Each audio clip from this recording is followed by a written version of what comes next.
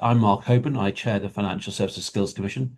Welcome to our webinar this afternoon, which seeks to go through in a degree of detail the report we published last month on the impact of AI and other disruptive technologies on financial services. For those of you who aren't familiar with the Commission, we're a membership organisation. We've been in existence for just over 6 years. We have 50 corporate members drawn from across the financial services sector, representing about a third of the FS workforce. And our goal is to support our members in upskilling and reskilling the million people who work in financial services. And the report we're discussing today was commissioned by the Treasury last year. And what it seeks to understand in more depth is, given the growing adoption of AI and the emergence of other technologies, what's the consequences of that for the sector as a whole, but particularly around the workforce? Now, our work has been supported by Lloyds Banking Group and PwC, as well as by the CityUK and the City of London Corporation. We've had quite widespread engagement to produce this report. We've talked to 190 people at roundtables. We've got interviews from 113 organisations and colleagues at KPMG and EY who provide us with original data.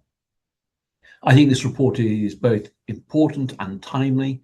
AI is a topic you can't dodge in conversation, but people are now getting to the nitty-gritty. What does this mean for the sector? How does it affect the skills that we need? This report is the first of two. This very much sets the backdrop and context for our work, and we're going to move later this year into a more detailed set of recommendations for the Treasury, for the industry, for education, and for our firms. So what we'll do today is talk through the key findings of the research and then have a panel discussion to look at some of the findings in detail. There is an opportunity for you to ask questions, put them in the Q&A box. I think that's right. And we'll move on to those questions as part of the panel discussion. So let me introduce you to Claire Tunley, who's the CEO of the Financial Services Skills Commission, and she'll talk through the findings. Claire. Thank you, Mark. And hello, everyone. Just as Mark says, I'm the Chief Executive at the Financial Services Skills Commission, and I'm going to walk you through the key findings of the report. The QR code was on the screen. You can look at it on our website, and it's pretty easy to find there. We can also put a link into the chat. As Mark said, the report that we published a few weeks ago is the culmination of a lot of extensive work, and we were supported by Lloyds Banking Group, PwC, the City of London Corporation and the CityUK. We interviewed a wide range of people from different senior reps in firms. We analysed over 200 sources in desk research, held roundtables across the UK, drawing in a lot of insights. And we were also supported with data provided by EY and KPMG.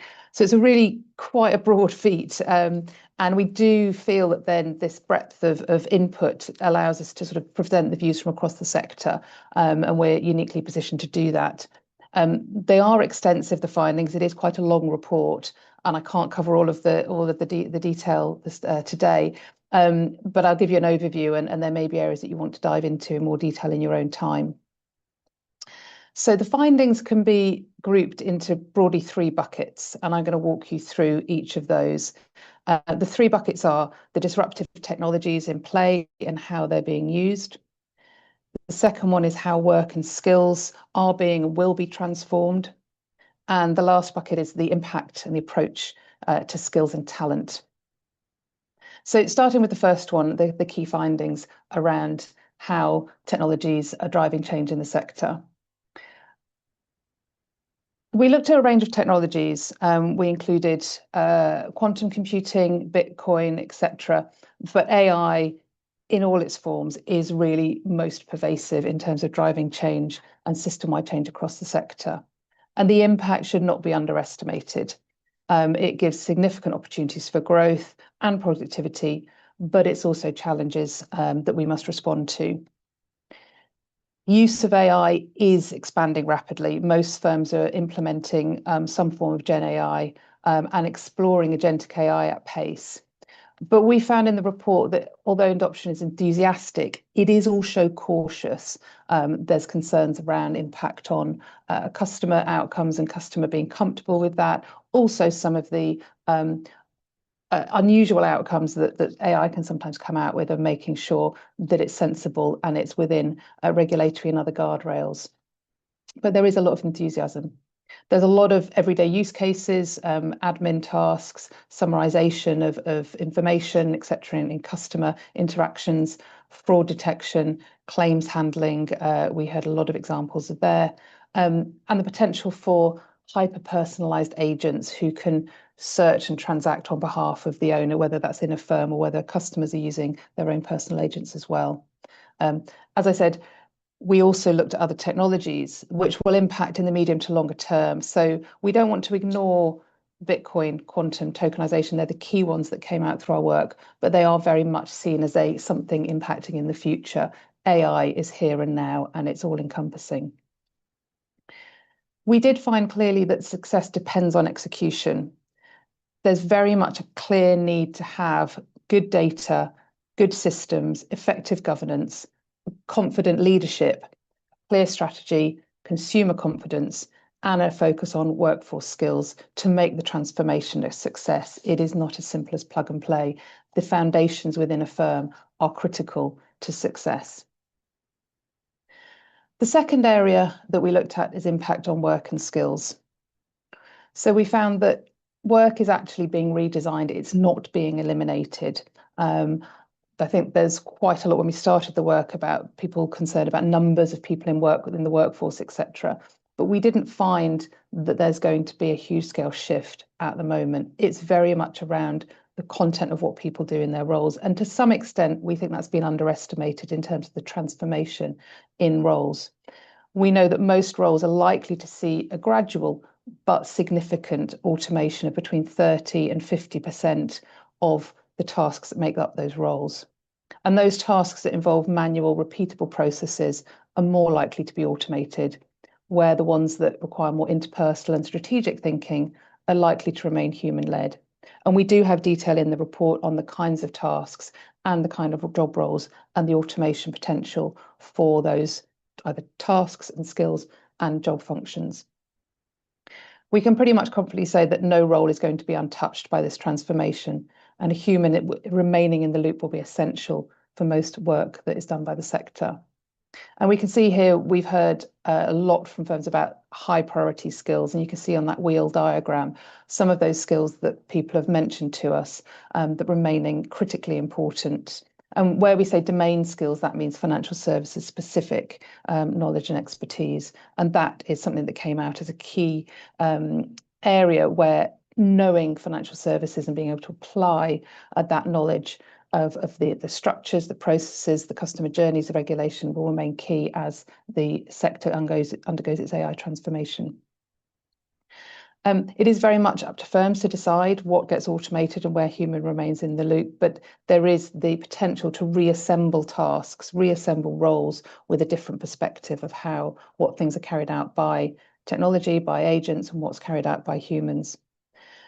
What that means is there's even a greater shift towards a highly skilled workforce. And the bars on the right-hand side show us the evolution of a highly skilled workforce in financial services over the last 20 years. So in 2005, around half of roles in the sector were highly skilled. We're now at 3/4 of roles.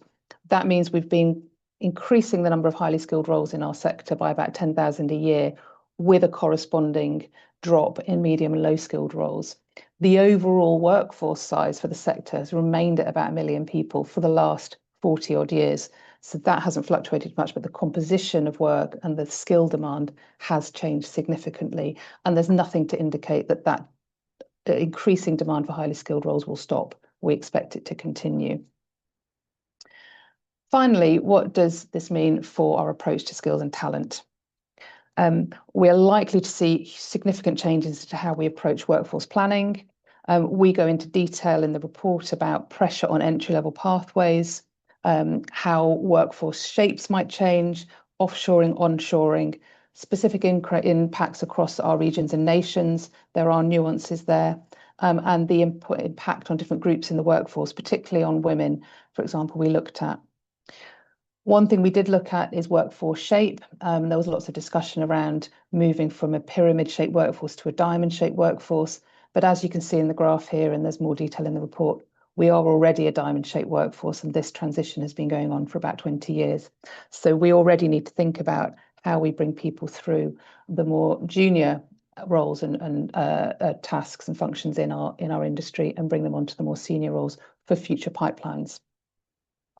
We also know that by 2035, we are going to have to recruit an additional 450,000 people. And this is to make up for the highly skilled workers that will leave through either just naturally moving to another sector, quite a lot through retirement. You can see in the chart on the right-hand side, people that are leaving workforce for other reasons.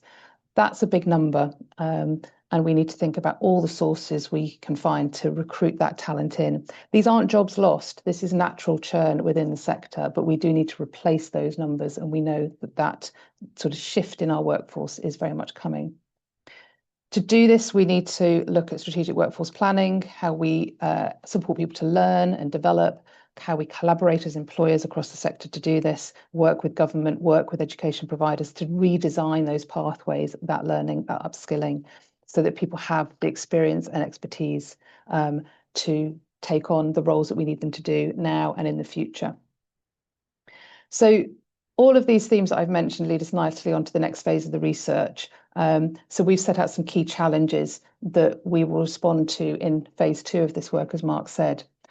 So we need to increase the upskilling and reskilling across the whole workforce. This needs to take place at scale. And as I mentioned earlier, we think there's an element of this being underestimated at the scale of the challenge of reskilling and upskilling an entire workforce with the technical skills and abilities, the behaviours, and the financial services specific knowledge that's required to keep pace with all of this change and increasing demand for high-level skills. We do also need to redesign entry routes into the sector for early careers. As some of those more routine tasks are automated, the pathways in the sector must keep pace with this and build those pathways in for the required talent and enable people to learn how they do the job and what's relevant for financial services. And we make sure we effectively don't remove some rungs at the bottom of the ladder, for want of a better phrase, to enable people to be there for the future. We know that graduate apprenticeship routes are very sensitive to economic changes and pressures. In our recent annual skills report published in March, we know that actually early career entry into the sector has remained pretty steady. It hasn't changed much in the last 12 months. So we need to be proactive in redesigning those routes in and making sure they remain strong pathways. And related to that is the growing time to competence gap. As skill requirements increase, the distance between where new entrants come in and when they can be fully competent in their role extends and grows and widens. So we need to understand how capabilities and requirements are training and they can be addressed so we can reduce that time to competence, ensure we get the skills we need faster. We also need to look at how we can draw talent in from other sectors. We're a highly skilled economy and there may be talent in other sectors that we can draw in. And with securing those skills will need us to think about transferable skills and capabilities as opposed to sector-specific knowledge. Can we teach the sector-specific knowledge but draw in the skills? So we need to create those pathways and those entry routes for people transitioning from other sectors into financial services and giving them the knowledge that they need and filling the gaps in their abilities.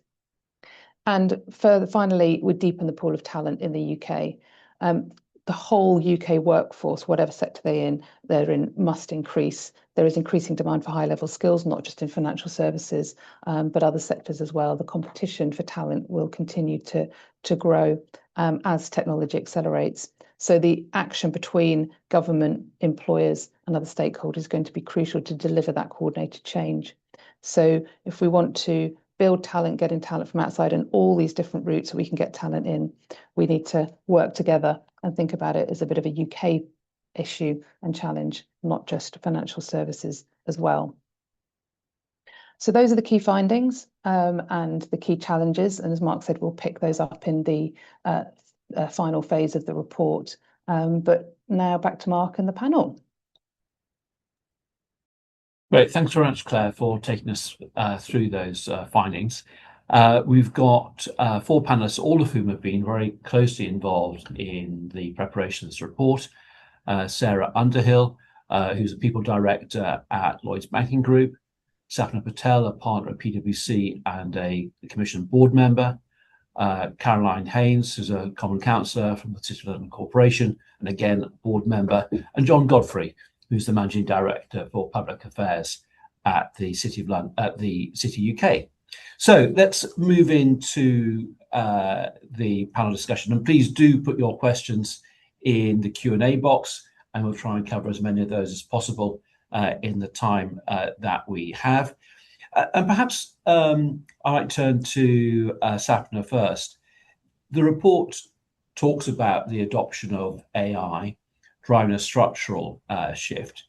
Can you give us a sense of what you're seeing in the sector at the moment and how that might change over the next sort of 2 to 5 years? Yeah, thanks, Mark. 2 to 5 years, blimey, that's quite a mandate, isn't it? So I guess a few things from the report. I mean, it's quite clear, right, that organisations at the moment are embracing Gen AI. I think we've got a lovely stat in there, something like 83% of organisations have Gen AI embedded already.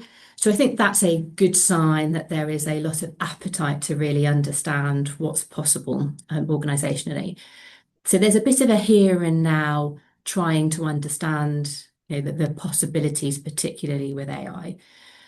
I think there is also a separate point to that, which is whilst we have that technology embedded, there is a usage point here. So one of the stats that we often cite is around daily usage of some of these tools from employees. It's from the PwC Hopes and Fears survey, right? And that's still showing that daily usage is still only about 14% from an employee perspective.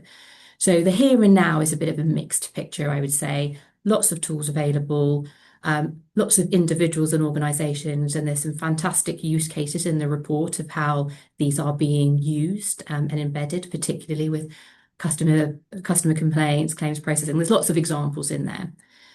But I think where the step change, if we look ahead, is going to be is probably twofold. The first being around, you know, really understanding and building on the skills needed. So from a workforce perspective, ensuring that individuals have the analytics capabilities, have the critical judgment capabilities, have the ability to communicate AI effectively, you know, all of these pieces that we were probably quite used to seeing and have been explained really carefully in the report. But there's an opportunity now to build on that and give people the tools that they need to be successful. So that's kind of piece one. And the second is, of course, we can't ignore that, you know, agentic AI is here. You know, you've got lots of live cases, so use cases being deployed, particularly back office around, you know, end-to-end workflows and managing multi-step processes through AI. Now that, you know, when that gets properly embedded and when that is being used across the piece, I think that does really structurally change the game, right? So yes, from a skills perspective, but also from an ability to understand the shape, the structure of the workplace and the organisation. So I think that's going to be quite an interesting journey that will go on over the next few years as to how does agentic really play into organisational design, strategic workforce planning, and also then what does the individual and the role of the individual in this end-to-end process and the skills needed for that. So I think there's some of the big kind of changes I can see happening over the next, you know, at least medium term. I'm not going to predict the 5-year game for now. Sapna, you disappoint me. So Sarah, just thinking, you know, so Sapna gave a very sort of a wide view there. I mean, Lloyds Banking Group has, you know, been definitely an enthusiastic adopter of AI. How do you see this playing out within your firm? Yeah, so building on what Sapna said, I think the thing that's different about this revolution is the pace it's hitting us at. So I would say agentic is very much with us right now, and what comes next is to be seen. And so I think for us, the pace means that this isn't optional. And so we've tried really hard to systematize expectations across the organisation. So we're about 85,000 people. About 40,000 colleagues have their full Copilot license. Everyone has access to it. And to Sapna's point, we can see everyone's using it, but not everybody's using it every day. So how do we take colleagues from the journey to being, from curious about AI to being fluent in AI and then to native? So the way we're trying to do that is by sending some very clear structural signals. Number one, we have redefined what we mean by performance this year. So performance is not just what you do, it's how you show up, but it's also the skills you acquire. And that is very, very clearly in the definition of what performance means. We've then cascaded to everybody a development goal around their AI skills and what they're doing to acquire and grow those skills, deepen them, make them from the point before actually to get to native with AI.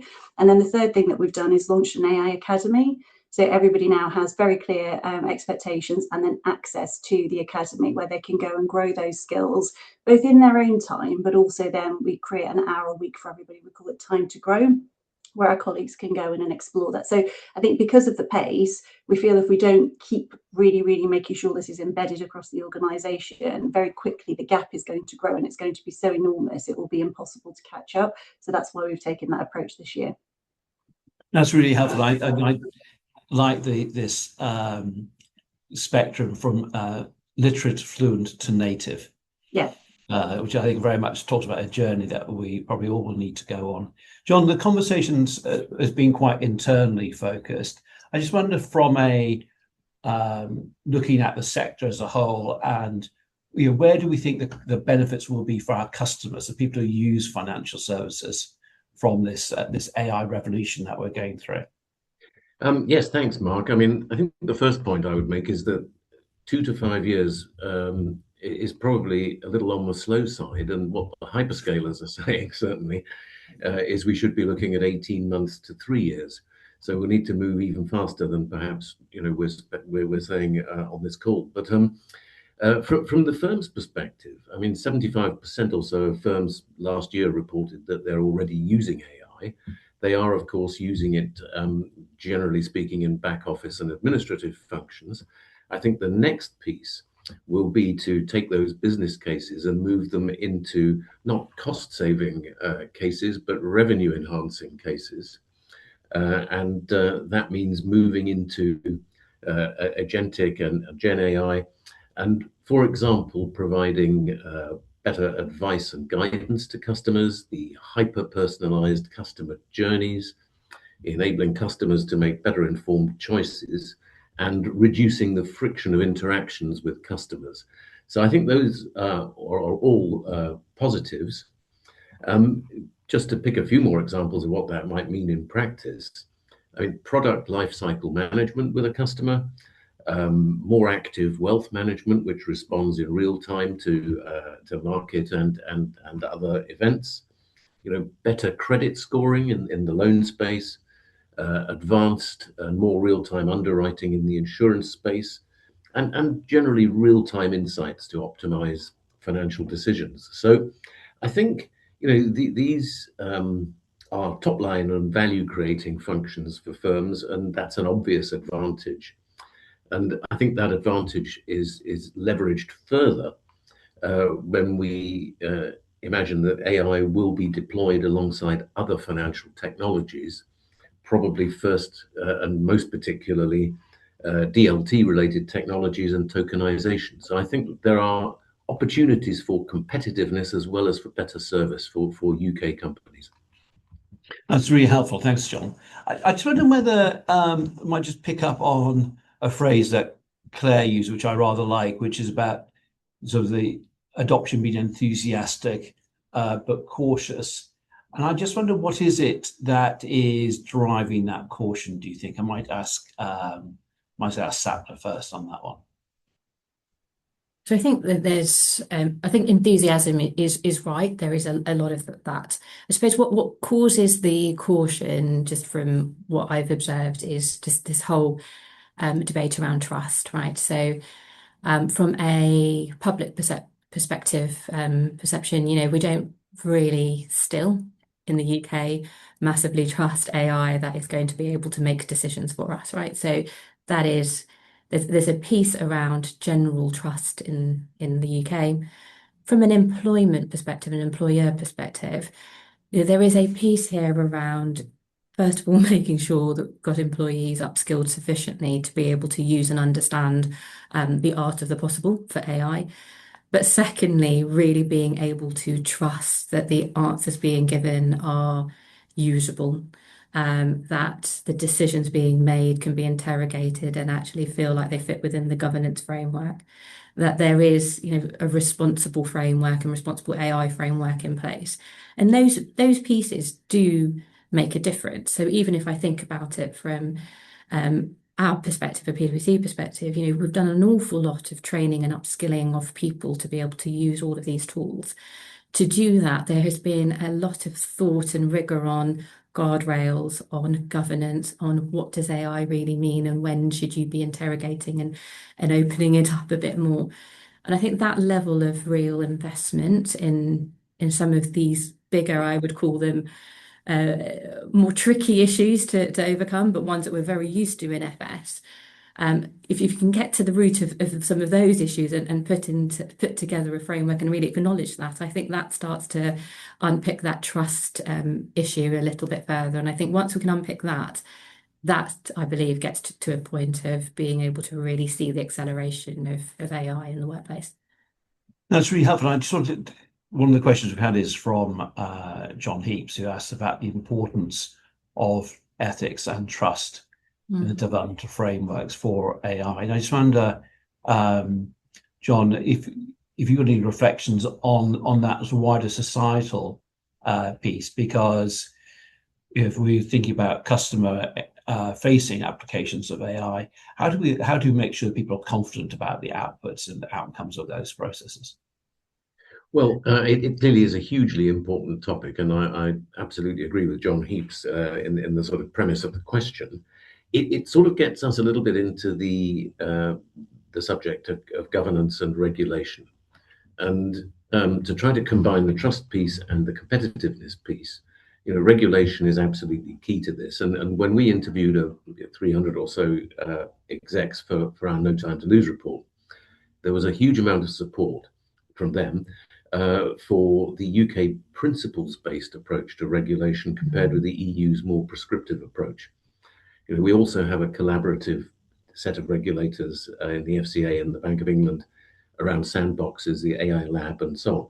But the quid pro quo for this more principles-based approach is that firms have to make super efforts to ensure their own processes and governance are up to the highest standards. And there are a few things we need to sort, and the AI champions are doing this for our sector. And one of those is where the regulatory perimeter sits when there's agentic AI interactions or transactions. There's a question also about what do we need in terms of resilience and sovereign AI capability, and what does that actually mean in practice, given there's a relatively small number of hyperscalers. And I think, Mark, there's a role here also in helping to grow trust for the political class, because the regulators and indeed the firms need to have some political air cover as AI gets scaled. We will all struggle to keep pace with the technology. There will inevitably be some bumps in the road, and we need to accept some risk here in the political world and the business world, and not get ourselves into a position where there is either a piling on of regulations and costs or a blame culture. So I think all those things matter, but the culture of this is absolutely crucial, the building that trust. Absolutely. That's really helpful. Thank you. And I want to move on to sort of the skills component of this debate, because as Claire said in her presentation, there's definitely a skills consequence of this and the workforce consequence. And in the report we talked about 450,000 people leaving the sector from the sort of high skilled workforce. So I think that presents us a challenge about how do we replace those people, where do we get them from, aspects of careers, how we upskill people with low or medium level skills. And I just wonder, Caroline, you're a great educator, by background and current interest. How do you think about the role of the education system in creating that pipeline of people into the sector? Oh gosh, I mean, these are huge issues, and I think there's a number of steps we need to take, some at national framework level and some sector level. And I think the ones that I'm going to pick out that are also referenced in the report are really interconnected. I think the danger at the moment is short-term panic. We've already mentioned 18 months, 3 years. Whenever we respond to things in terms of skills and learning and education in terms of a short-term panic, it never ends very well. So I think one of the key things referenced in the report where FSSC is well placed to help with is the development of a strategy to support skills now and into the future that remains sustainable. So I think that's critical. But the second step with that is that we've got to connect that skills framework to the transformed job architecture, which has already been talked about by the panel. And it's quite tricky to take into account the future automation of lower skill tasks and moving towards building higher level competencies. And that's going to need a roadmap. And I think the report pulls out really 3 categories, which I would say we need to particularly redesign and future-proof for the skills challenge. So those 3 categories I would say are behaviours, which are, we've already mentioned things like creativity, critical thinking, communication, and so on.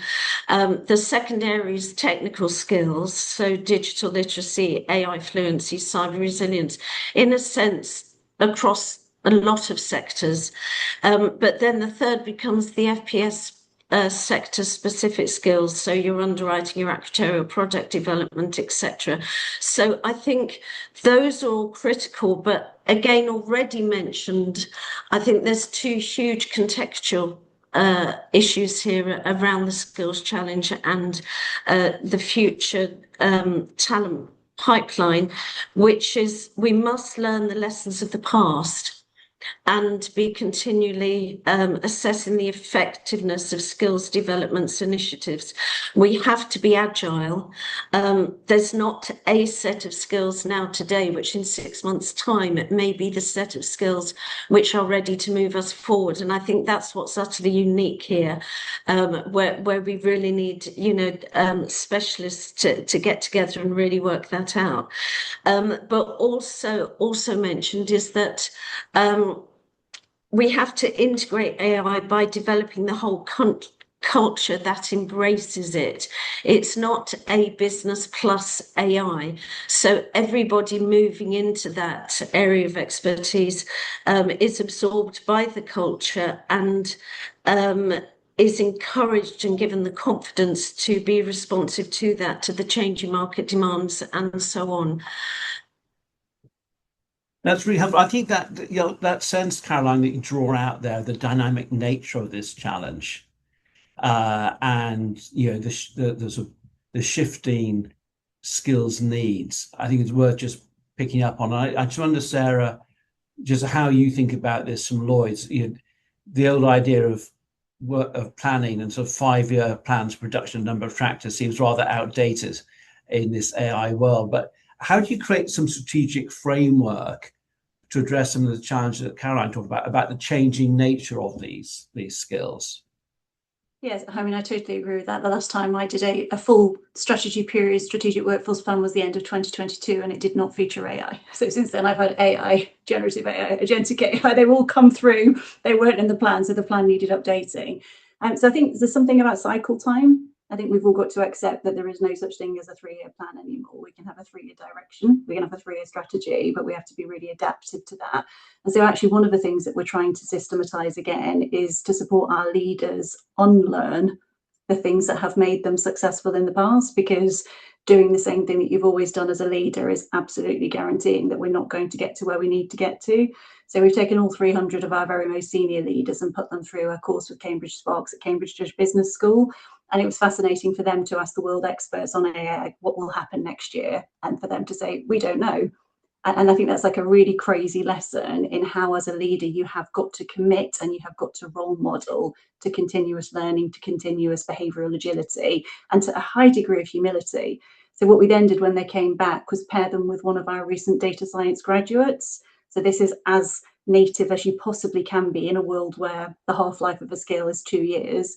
So we paired them, and they're called AI ninjas. So we have our very most senior leaders and our absolute brand new to Lloyds Banking Group graduates, and we pair them together, and they are able in a safe space to say, you know, how do you get the best out of your Perplexity subscription? Which model do you use for which thing? How do you vibe code? What does that really mean? So we're trying to create a shared language and to sort of flatten the hierarchy. I think that's been really important. And then the other thing that we do, particularly in what we call our AI builders, so these are the people who are actually creating agents rather than the workforce that might be using a Copilot license or benefiting from generative AI, supporting them in trawling through lots of documents and so on. These are the builders. We developed a really, really clear learning pathway for them. And every year, at the moment, we might move to 6 monthly, but every year we get them to do a skills capture exercise so we can understand what are the new skills we think they need, which are the skills that are now redundant largely, and how do they bench against each of those skills so that at an individual level, they can see where they are compared to our expectations. And at an organisational level, I can then step back and say, where can I see that I have a gap? I've got 4,000 software engineers. Where are my gaps in that 4,000 team, and what do I need to invest in? So I think there's different ways of approaching it, but the key lesson is it cannot be a 3-year life cycle now. It has to be far more agile. And Sarah, that point that you made about taking your successful leaders, your top 300, and getting them to unlearn what has made them successful, that requires a high degree of trust, doesn't it? It really does. And so practically speaking, we've had them in sort of focus groups with a tutor. My own has been fascinating. So we're doing a use case around retirement journeys and how you help a customer to think about retirement based on if they're 18, largely don't care, versus if they're 53 and think they can just phone up on the day they want to retire and take the money, also not going to happen. And what we've been able to do using voice-powered agents to run focus groups where the agents are the customers, and so we can just shortcut enormous swathes of effort and time to give us a 90% view from which we can then baseline a prototype. A group of very, very senior leaders are able to do that in an hour. And so seeing everyone's look of dawning realization about what is possible today, never mind what is coming tomorrow, it's been beautiful to watch it coming to life. That sounds fascinating. Can I ask you a couple of detailed questions that have come through on the chat? Sure. So tell me a bit about the uptake, these are detailed questions, on the AI Academy. To what extent are people naturally drawn to it? And to what extent are people encouraged? Well, I think that by systematising this, you all have an AI goal for learning, and your performance will be measured as much about what you learn as it will be about what you deliver for today. So I think it's not really a natural environment where it's like the people who always learn and the people who never do don't. Everyone is sort of slightly more compelled to do that. So we launched in January. We went live with our MVP. We've done 2.0 and 3.0 is coming soon. We've had 400,000 courses taken so far in the first 5 months of the year. So I would say across a team of 85,000, that's pretty high take up. What we are seeing though is that particularly some of our engineers, for those of you who are familiar with engineers, they tend not to want to just sit and do a course, right? They love to play with the work. So we're still seeing that sort of natural 70% of learning is on the job learning. And what we're creating is sort of sandbox environments where they can really put the skills to play. And then what we're demonstrating is when we can see them showing up in the work with new skills, we're giving them an accreditation, which we can then say, right, you've now moved forwards in your particularly agentic skill set. So that's how we're tracking it. That's really helpful, because I think it's trying to then match that learning, people's individual learning styles with the material that's there. Yeah. I wonder, Sapna, just a couple of questions for you. That what are you seeing in terms of your clients around that strategic thinking in a very dynamic environment? What other tools are people applying? And then perhaps also a question about build versus buy for skills as well would be quite helpful, I think, that's come through in the chat as well.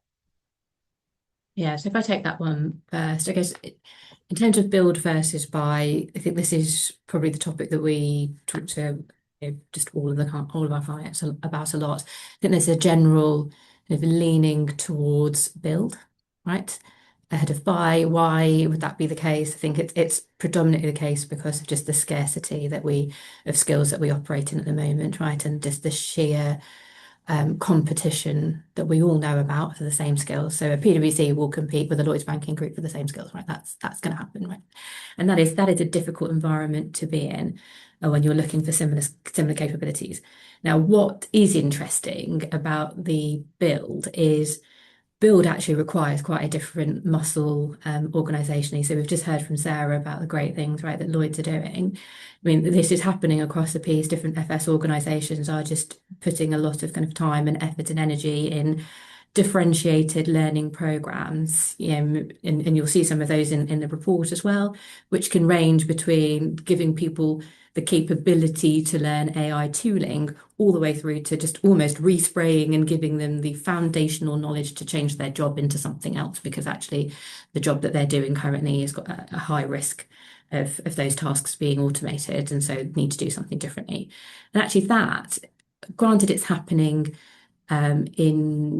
it's happening in different organisations at different scales and rates, and it's not totally scalable across the piece yet.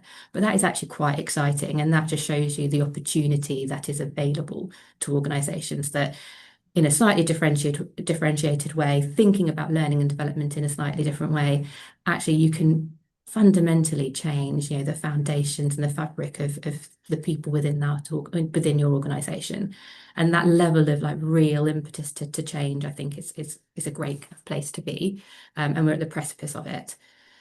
I think the second question, and I am going to admit I have forgotten it. Is about how you're seeing your clients think strategically Yeah. about skills development in that dynamic landscape. Yeah, and so that, Mark, talks to this point that we've had a little bit around strategic workforce planning. And I think what we're hearing is it's quite difficult actually to do a workforce plan 3 to 5 years out. Really, what we're seeing more of is trying to tie the business strategy of what is it organisationally that you're trying to achieve top line, down through to then operationally, how do you actually execute that, and the people and the workforce agenda really kind of tying in better to that business kind of landscape and what's needed. And what that's really requiring is a little bit of modelling, right? So what are the skills? So what's the data that organisationally you have? Some organisations have better data than others, fine. We're seeing a lot of data being bought in, particularly around skills taxonomies and understanding that. So buying that skills landscape and matching it to your organisation, we're seeing a lot of that. And trying then to say, right, if we're going to try and scenario plan, or we're trying to model out in the next year, the next 2 years, where do we think disruption is going to be? That's where I think we're seeing agile workforce planning rather than, let's just call it strategic if you want, but it's really agile scenario-based workforce planning. That is a slightly different way of looking at workforce planning than the traditional, which is, here is my budget, here is my cost, here is the headcount, here are the gaps, this makes this and this, and that's my workforce plan. This is a very different way of doing it because it's requiring a lot of different data sets and a lot of just applying external macro factors to your own judgment, to understanding your organisation, and then trying to think about where could you land in that. So I think that does require a little bit of extra thinking, a lot of extra kind of conversations more at board level than kind of at the operational level. And it's really interesting to that reference you made there, Sapna, to the board level conversation, because there's something here about what's the strategic direction of your business, yeah, how you think about your customers, your employees, the general shift you want to make around technology, and then how does that cascade down to that people planning? Yeah. And there are some organisations where that is exactly what's happening, and that is the ambition, clearly, and you'll see it in the report as well, Mark. There are some organisations that are happy to just look at what they're doing currently and be fast followers, right? And that's inevitable, and I think that works. So there's definitely two approaches to it. Okay, that's super. Now let me let's move on to a slightly different set of themes here, and Claire in her presentation talked about some of the demographics around skills. We've talked about the requirement to recruit 450,000 people into the sector. But I wonder also, though, about, and it's come out in some of the questions, about the impact on women in the workforce. And Caroline, you led a really good piece of work on women pivoting to digital. I just want you to reflect on that and how you see that fitting into this AI journey. Yes, thank you, Mark. And in a sense, I guess the work that we've done here is a subsection, a model for how people might set about some of the other issues that around this in the workforce. Actually, the City of London Corporation recognised a few years ago that workforce data was showing that, particularly in the FPS sector, agentic AI was very likely to threaten traditional female gender roles. So our solution was to convene the Women Pivoting to Digital Task Force, which was targeted, focused and data-driven around this issue, and the knock-on effect that was going to be had on the workforce with disruptive technologies. But I think the outcomes do offer a model of how firms and policymakers could prepare for this across the FPS sector as a whole.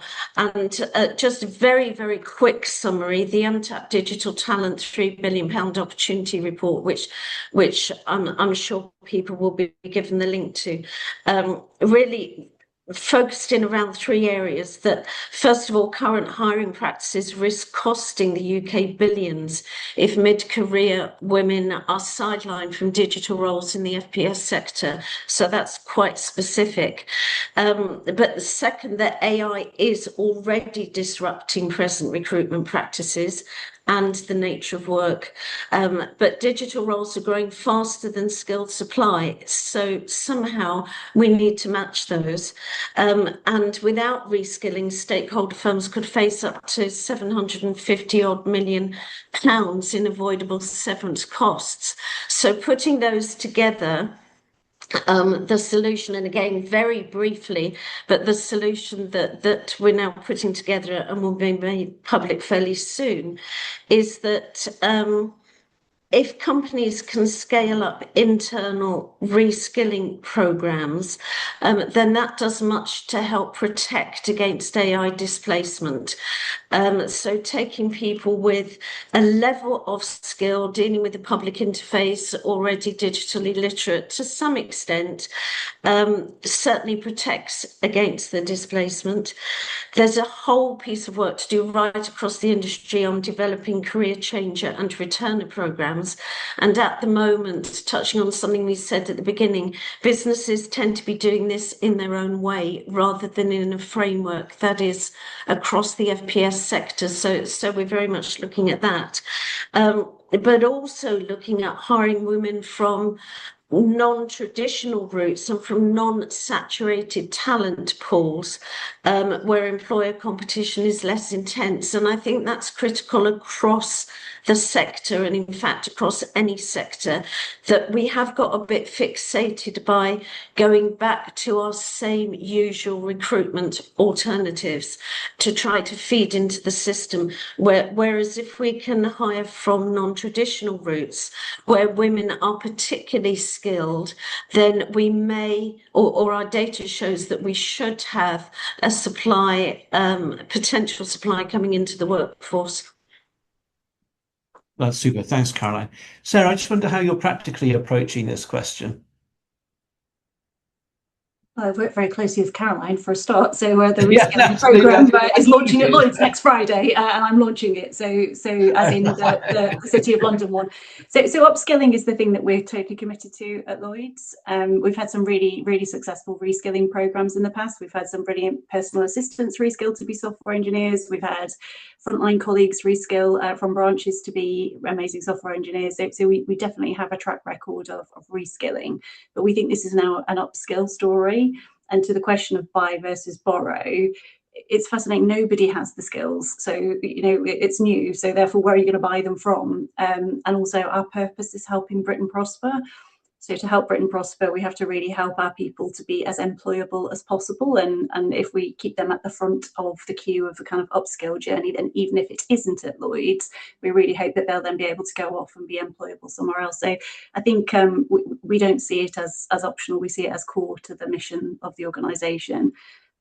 That's kind of where we are on it, Mark. That's super. No, thank you very much.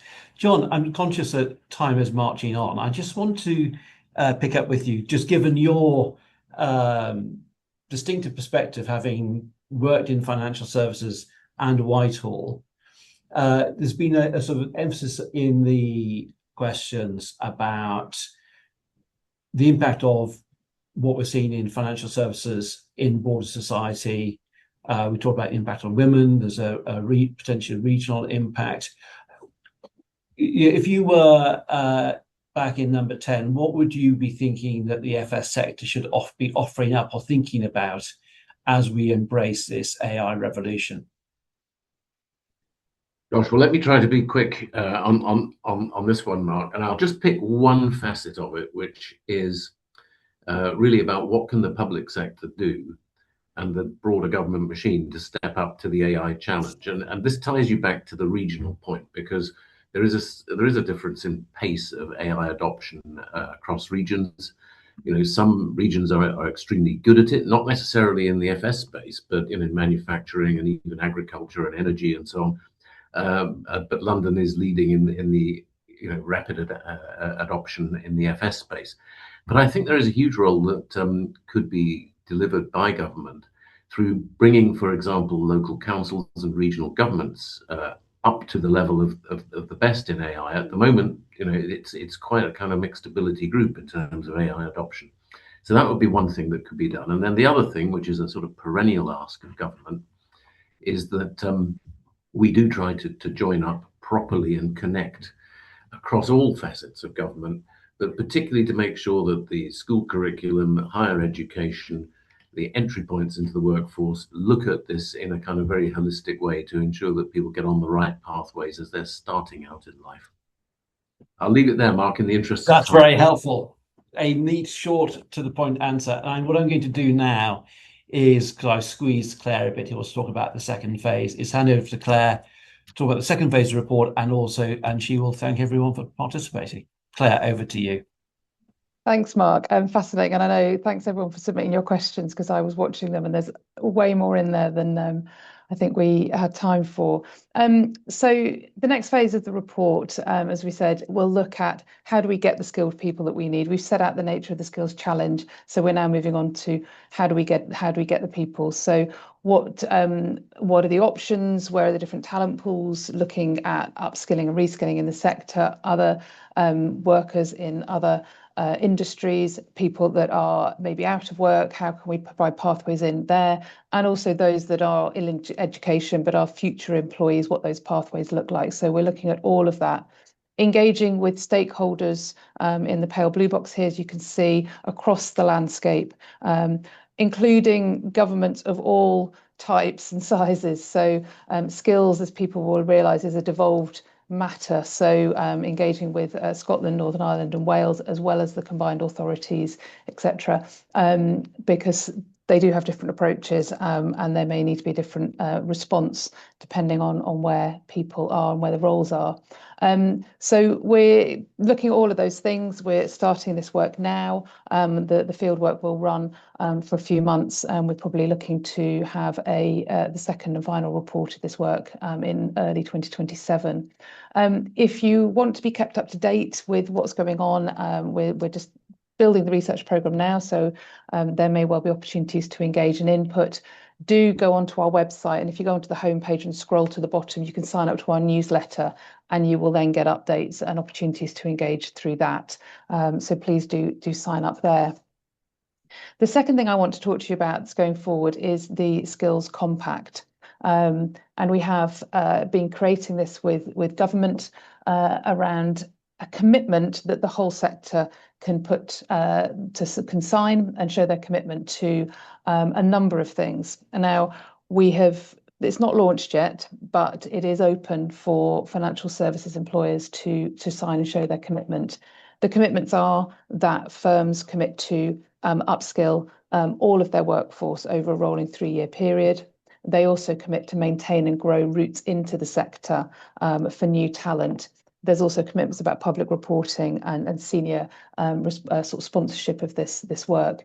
But this is something we're taking forward. If you're interested in finding out more, do email us on contact@financialservicesskills.org. But this will likely be launched next month as part of the Mansion House speech that the Chancellor gives. So you can find out more there. So there will be opportunity to sign later in the year. But if you want to be first or you want to be early, do drop us a line and we can have a conversation. But I just want to say a huge thank you to all of the panelists and for the discussion today. And thank you for joining. It's been really interesting to hear the panel. You can have a look at the report at your leisure and do get in touch with us at the Commission if you're interested in hearing more or thinking about joining. Mark, I don't know if you want to add anything. No, just a big thank you to all the team for putting this together and to our great panelists, but also the over 100 people who joined us today. It's a huge topic. There's more we will return to clearly in phase 2 of the report. But as Claire said, if you want to know more about our work, the AI work, and particularly Compact, do get in touch. Thanks very much, everybody. Have a good afternoon, and we'll see you all again soon.